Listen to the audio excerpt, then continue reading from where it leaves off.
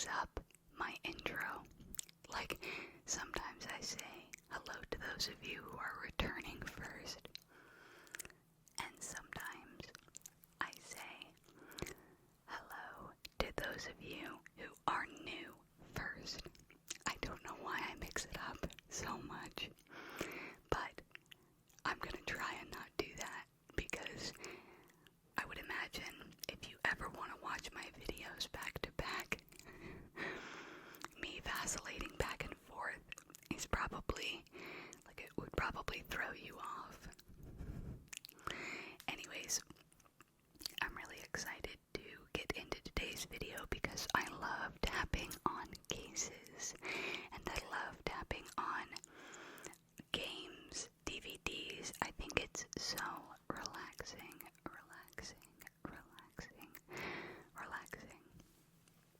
I've got my cup of coffee here.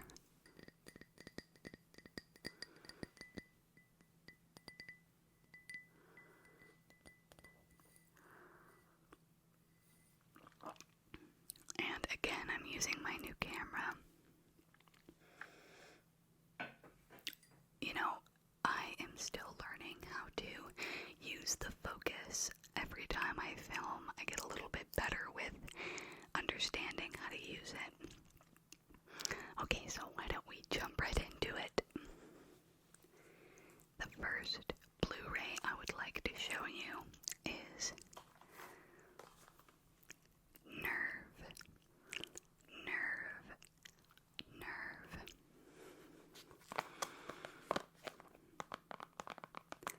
I honestly cannot remember how I got this movie. I might have gotten it on Black Friday at Best Buy. What I do like about this movie, although it wasn't necessarily that great, is that it's made by Max. If you've ever seen the show Catfish, then you should know who Max is. He is Neve's sidekick. He has gray hair. He actually left the show, and I was so upset. I've seen Catfish probably like 3 times.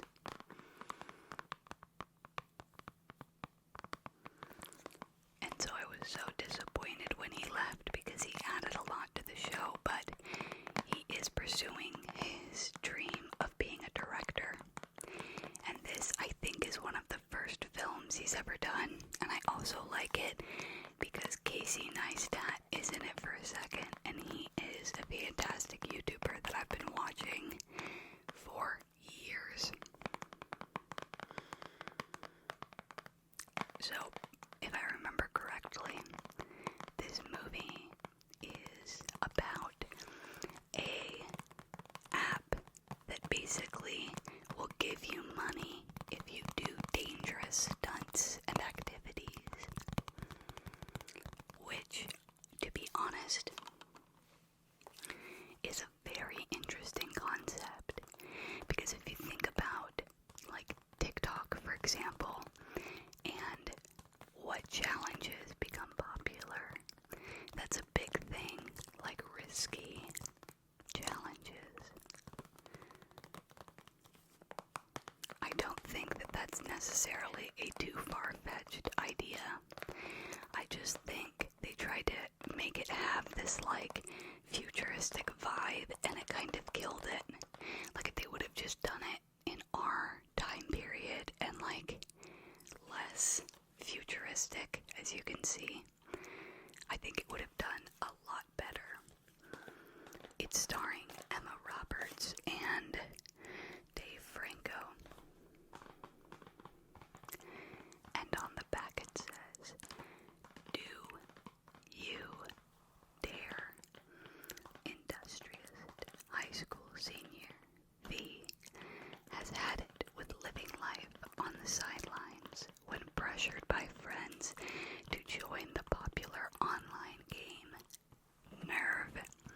V decides to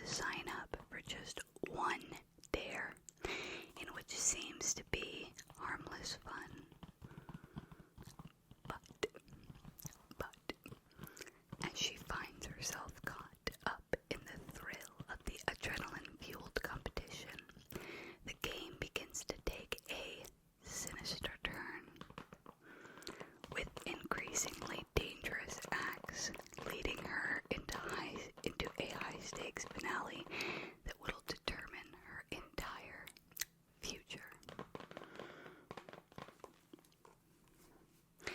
And then on the back, it also says, are you a watcher or player? And there's like this whole theme of like, watchers are the people that watch the dares. Players are the people that do the dares for money. It was entertaining, what can I say? So many DVDs, I just don't know where they came from.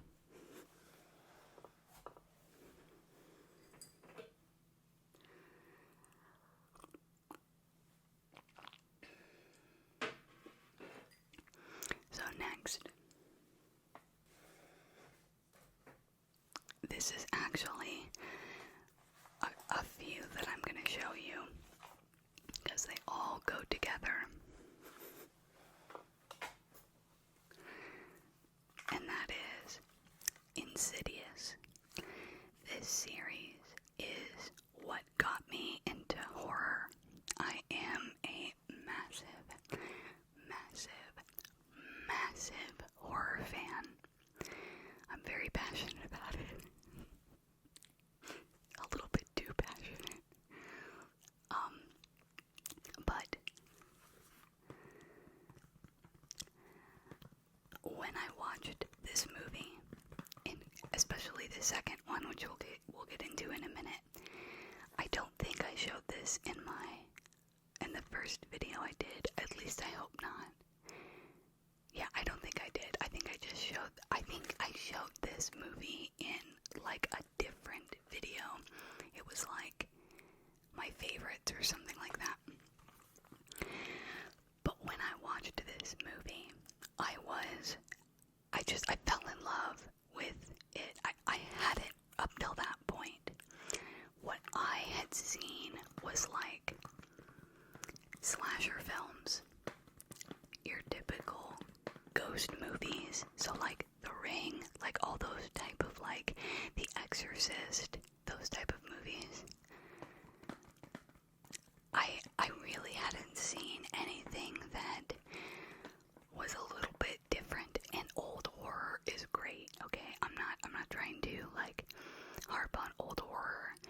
You've got so many incredible movies that were made like before this, like The Shining, one of the greatest films of all time. But when I saw this, I felt like I understood horror on such a deeper level, and so I ended up getting the DVD for it. And I watched the behind the scenes.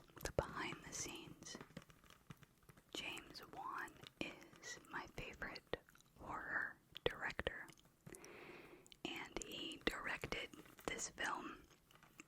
And there's this amazing clip in the behind the scenes where he talks about how often in horror movies the script writing is very lazy. What moves the plot forward is the characters being dumb. They trip. They don't turn on a light.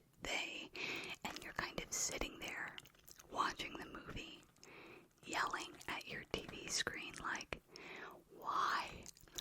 You know what? You deserve to die. Like, how many of us have said that when you're watching a horror movie and the character is being dumb? You're like, you know what? You're gonna die. And honestly, like, with the choices you've made, I mean, obviously you're just joking, but like, you know that effect when you're so frustrated that a character made a poor choice. And James Wan talks about how that you're not rooting for that character, and how in horror, really good horror films, you care about the characters, and you really have to get creative and smart when it comes to driving the plot forward.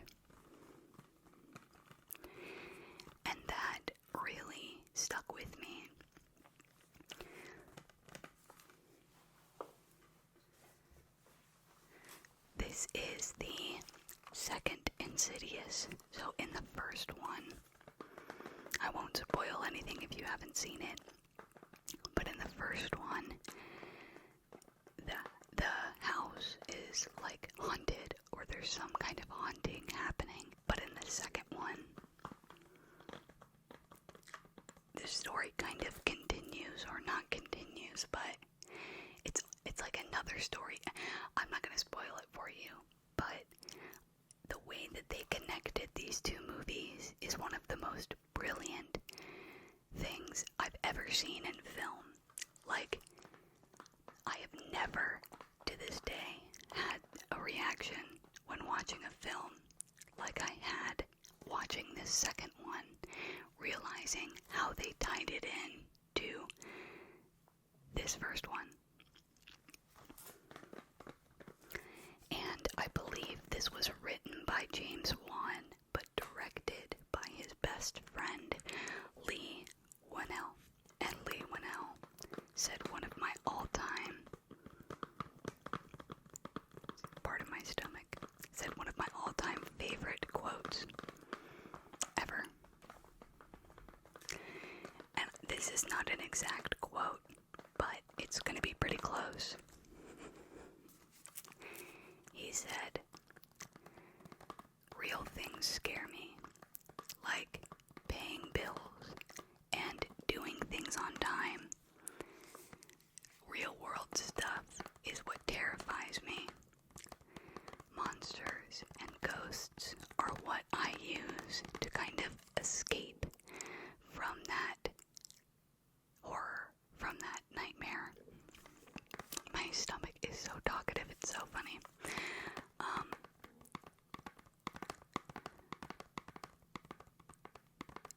That quote is exactly why horror and scary movies are such an important medium. There's so many things in life that can stress us out or overwhelm us, and horror gives us something else to be afraid of, something a little bit bigger than ourselves. And there's something so special about that. And I also, this is gonna sound kind of weird, but this is the third. I also see such a a connection between like mental health, at least I'm not going to generalize, like my battles with like mental health and horror. To me, there is almost always a connection, and I actually rarely talk about this, so I actually experience auditory and visual hallucinations with the mental illness that I struggle with. It's a very uncommon side effect, but I happen to have it. I don't get them nearly as much anymore. But when I was trying to learn how to live and cope with my own like mental health struggles, I would watch horror constantly, which may seem like counterintuitive, but the thing is, it made me feel like less crazy and less isolated and alone. It sort of normalized that type of stuff and made it something entertaining and made it something fascinating. And I think that's one of the big reasons, honestly, why it doesn't happen anymore.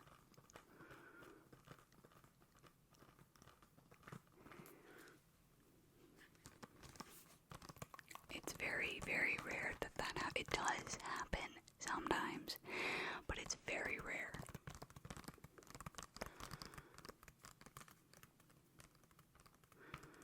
So I have such a personal connection to horror. And last, this is the fourth installment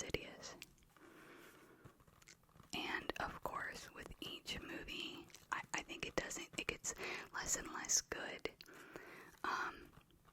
like with anything. But I just love James Wan and Lee Winnell so much, and I think their approach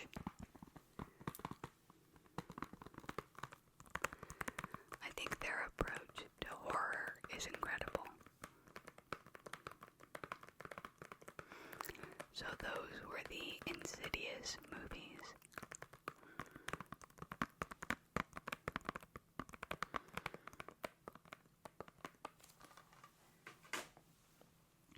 Next up, we've got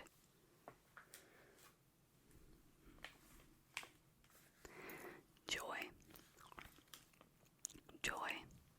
I actually really like Jennifer Lawrence, and amazingly enough, I don't remember the plot of this movie very much. But you know what stands out to me is the visuals. The cinematography in this movie is incredible.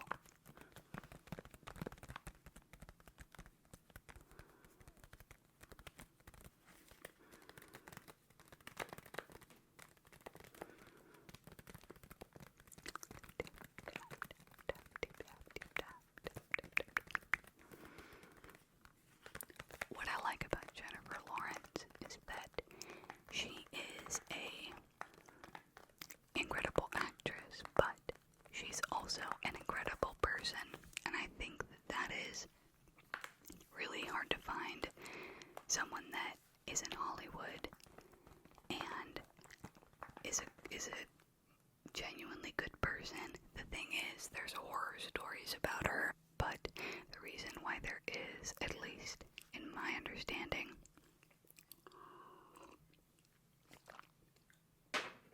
is that she has to, when there's people that are like fans, or people that want to take a picture with her rather or something, she has to ignore them because she's the type of person that doesn't know how to set boundaries. And I totally understand people like that, where they have to kind of create a wall to protect themselves, because if they open those floodgates, they won't be able to stand up for themselves. So she would like not have a life. She'd be taking pictures and talking to people nonstop, so she kind of intentionally comes off cold so that she can set those boundaries, which I totally understand. Like, if you're someone that is really big and really popular, you really have to do what it takes to make sure that your mental health is taken care of, and that's why if there's ever a like celebrity that won't take pictures or whatever, I'm just like, that is, of course. Like, if you didn't do that, you would probably go absolutely mad about it. On the back this says, Joy is the wild story of a family across 4 generations and centers on a girl who becomes the woman who founds a business dynasty and becomes a matriarch in her own right. Betrayal, treachery, the loss of innocence, and the scars of love pave the road in this intense, emotional, and human comedy about becoming a true boss of family and enterprise, facing a world of unforgiving commerce. Allies become adversaries, and adversaries become allies, both in and outside the family.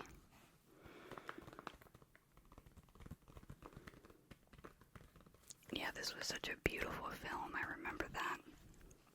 I remember thinking it was so striking, and I also remember that Jennifer Lawrence's performance was fantastic. So that was Joy.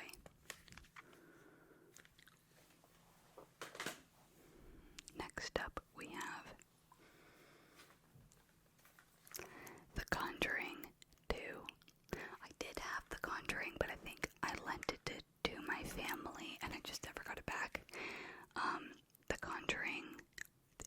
least I know the initial one was done by James Wan. And I love it. I think it's one of the best horror movies like ever made. I think that it was really funny because when the first Conjuring came out, I actually worked at a movie theater, and I was floored at the fact that the seats were sold out, like every showing. In fact, I remember they extended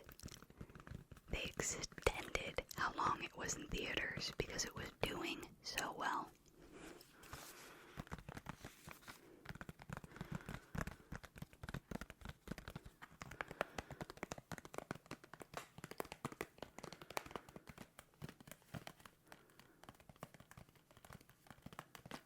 I think that The Conjuring is a great representation of this new form of horror.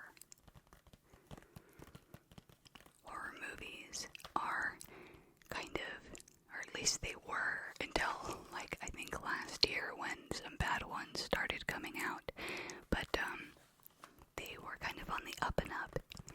I think I've said this before in a video, but a horror movie should be so good that if you take away the horror aspect, the story can stand on its own. It should have an amazing plot with amazing characters and amazing script.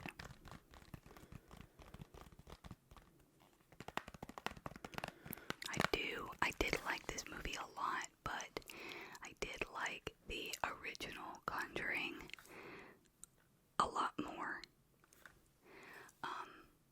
Yeah, so that was The Conjuring 2. The Conjuring 2.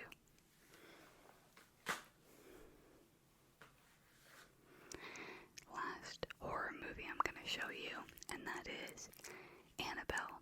Annabelle was also made by James Wan. And I really liked this first one. I know that some people didn't like it,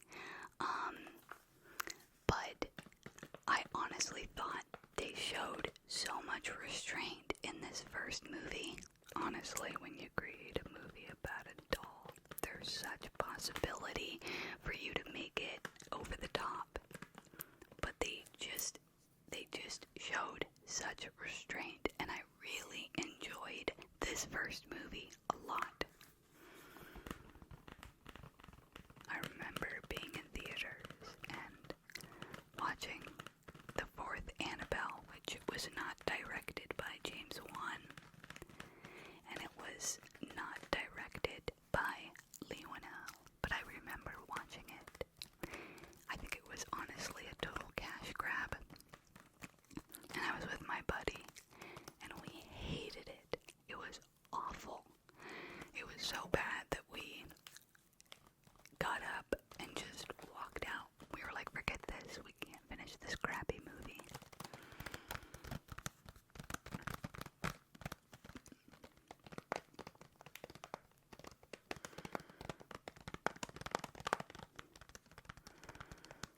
So that was Annabelle. Next up, we've got When Harry Met Sally. Again, I don't know how I got this movie. I've only seen it a few times. I know my mom really likes it, and to be honest, I really like 90s movies, but this one I've never really been a super big fan of. I'm sorry if that's blasphemous, if you really like this movie, but it just wasn't for me, I don't think.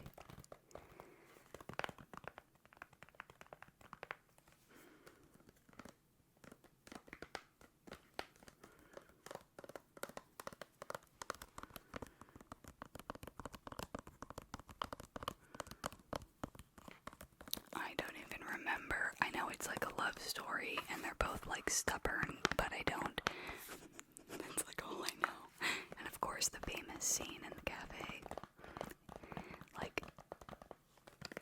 That is a brilliant scene, I will say.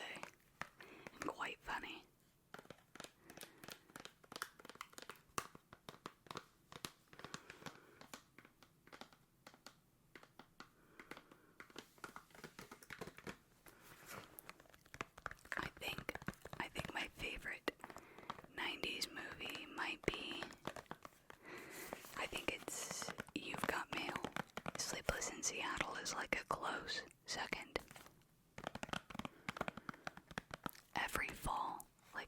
time it's fall and like Halloween decorations are going up, I watch those movies, both of them.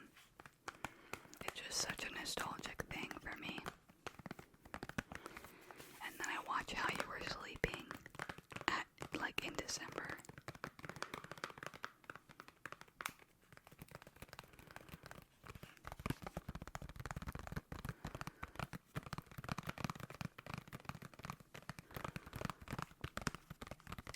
Fast tapping.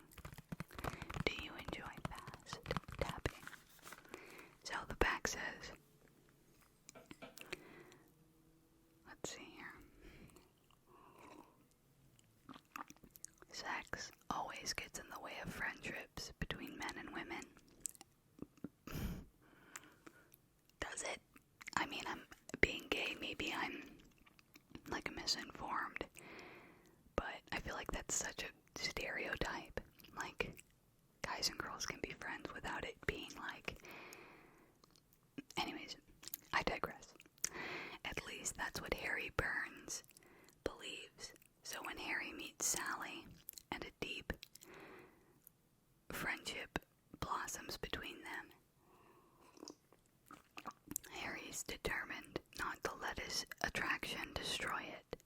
But when a night of weakness ends in panic, can the pair just admit they might be the perfect match for each other? Yeah, I get it. I mean, it's like you're friends with somebody. You have this incredible connection. You don't want to lose the friendship with that person, right? So you don't necessarily give in to the romantic aspect and the intimate aspect.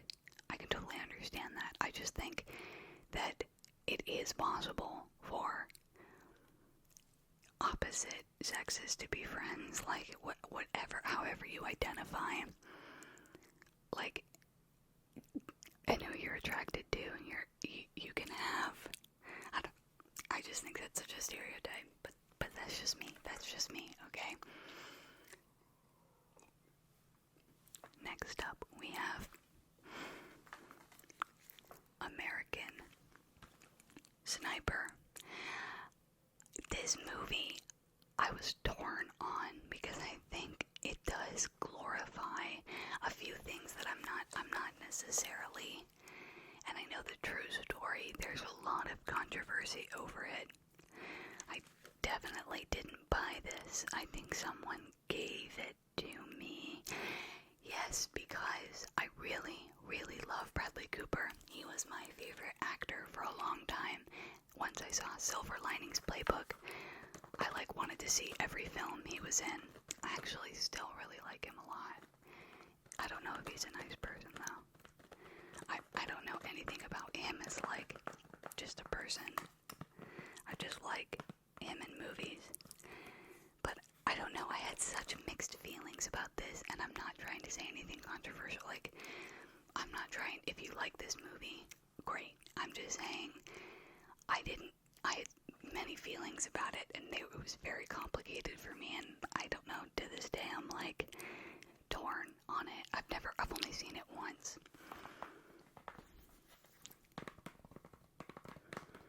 There's just some themes in this movie that I think are really hard to represent in a constructive and healthy way.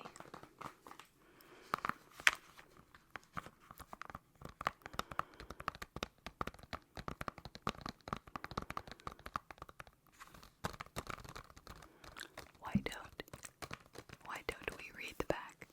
Chris Kyle's mission is to protect his brothers in arms while being a prime target of insurgents. Despite the danger as well as the toll on family at home, Chris serves through 4 harrowing tours of duty in Iraq, personifying the spirit of the SEAL Creed to leave no one behind. But upon returning to his wife, Chris finds out that it is the war that he cannot leave behind. Spoilers. My pet peeve is watching a movie trailer. I don't watch them anymore. I maybe watch 15 seconds of a movie I'm interested in, and that's it. Because they give away the entire movie in the trailer. I want to be surprised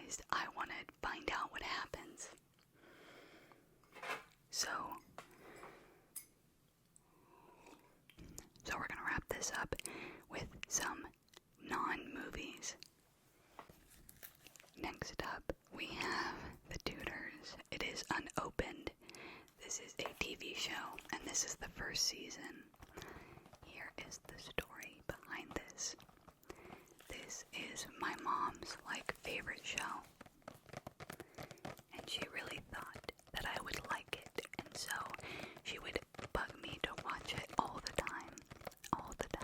And eventually I was like, okay, I'll watch it.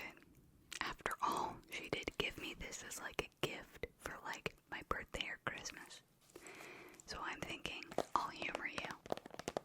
I'll watch this show. I fell in love with it. The music, the costumes, the acting, the writing, the themes. I think that this remains my #1 show of all time. It's on Netflix, which is why this is unopened, but I'm glad that I have this because if it's ever pulled from Netflix, I'll be able to watch it. It is such a good show. Jonathan Rhys-Meyers is incredible in this. Incredible. My favorite movie score, I really like to listen to movie scores a lot. And my favorite one of all time is called A Howling Wilderness. And it's from this show. I just really recommend it. There's a lot of explicit material in this, I will say though, and this is very true to how it was back at the time. This is oh by the way, this is about Henry VIII, and it's very true to how unlucky you were if you were in poverty, and the way that women were treated, and it's just very, very accurate. So if those themes kind of bother you, then just a heads up, but I think it is so well done. Yeah, there's not really a good description back here, but it follows Henry VIII and his story, and I actually didn't know a lot about Henry VIII, so all of this was a surprise and news to me.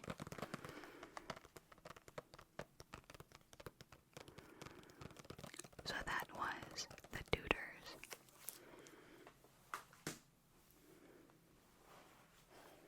Next is my girlfriend's ScoobyDoo, Where Are You? The complete first and second season. So apparently my partner really likes ScoobyDoo. And she genuinely does use these CDs. I think it's so cute. It reminds me of me in the mornings, when I wake up and I'm gaming and I'm drinking coffee. I always put on Disney Plus, and I'll watch shows like Lizzie McGuire, That's So Raven, that I watched when I was growing up because there's something nostalgic about it. I even watched Recess. I've been binging all my old shows that I was in love with. It's so comforting watching all your old favorites. I almost said the most boomer thing ever. I almost said they don't make shows like this anymore.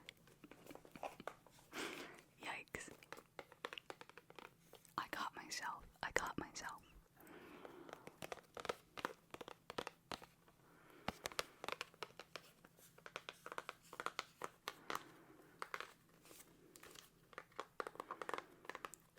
Scooby-Dooby-Doo, where are you? Oh, I didn't know he was a Great Dane. Could a cowardly Great Dane with a penchant for blundering through scary situations become a candidate for generations spanning stardom? It's no mystery. Scooby-Doo's popularity endures from Saturday morning TV origins to hit live-action movies. The whodunit format was a daring new frontier for an animated series, but the members of the Mystery Inc. team, hipster Shaggy, brainy tomboy Velma, bold and beautiful Daphne, and heroic and handsome Fred. Those descriptions are odd, but have grown to become authentic popular culture icons.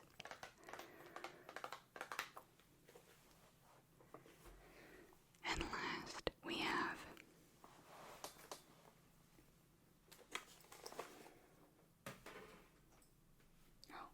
actually it'd be the other way around.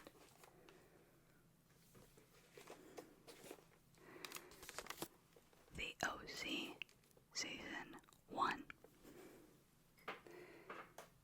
These are not mine.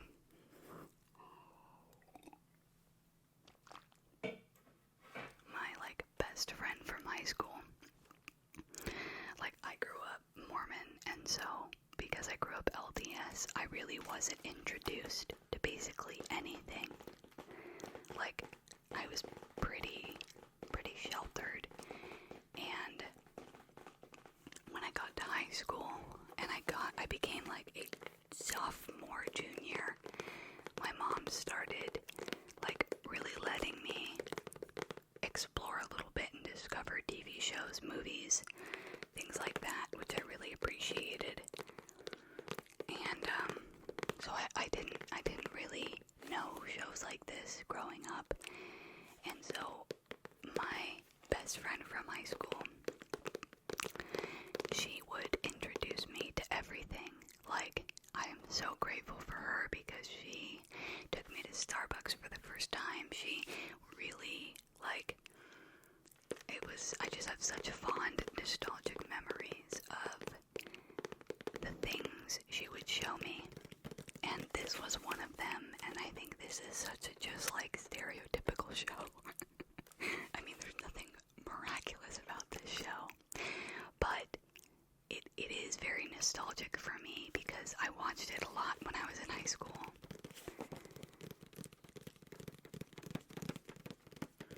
I do, yeah, it takes place in Orange County. That's why it's called the OC. And it's exactly what you would expect. It's just about a lot of rich people that surf. It's called the OC because it takes place in Orange County, and so it's basically just a bunch of rich people that surf. But it was entertaining to me as a young kid, and I would watch it again for nostalgia's sake. I wonder if it's on Hulu or something. I should check. And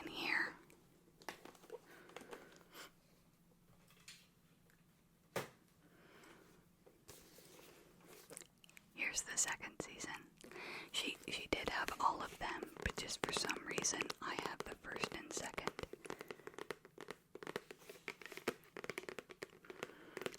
She even introduced me to sushi for the first time.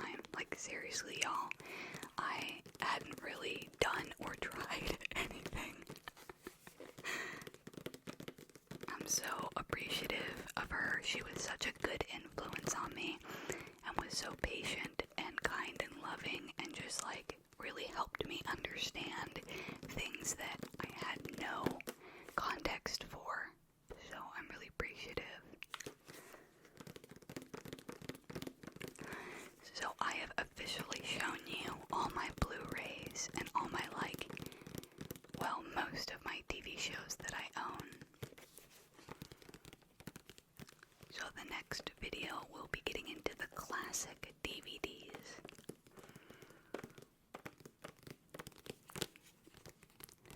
Do you like this series? Do you like this series?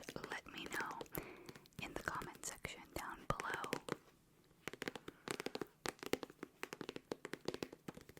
I want to thank you so much for watching. I know I say this a lot,